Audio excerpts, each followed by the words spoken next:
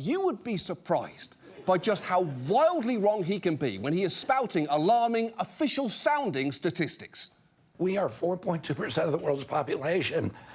We buy 70% of the pharmaceutical drugs on Earth. 15% of American youth are now on Adderall or some other ADHD medication. When I was a kid, I always say this, a typical pediatrician would see one case of diabetes in his lifetime. Today, it's 1 out of every 3 kids who walks through his office door. 20 years ago, there was no diabetes in China. Today, 50% of the population is diabetic.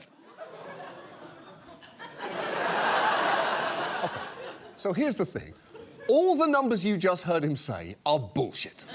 Americans don't buy 70% of the drugs on Earth. We buy around 6%. 15% of American youth aren't on ADHD meds. Estimates put it closer to 5%. 1 in 3 kids don't have diabetes. It's actually 0.35%, or 1 in 285 kids. And the rate of diabetes in China is roughly 12%, not, as I think you already know, 50%. Half of all the people in China do not have diabetes.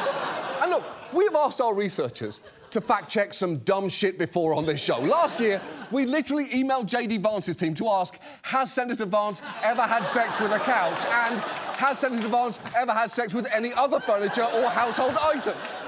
But somehow that was still less embarrassing than writing to multiple diabetes experts this week and asking, do half the people in China have diabetes?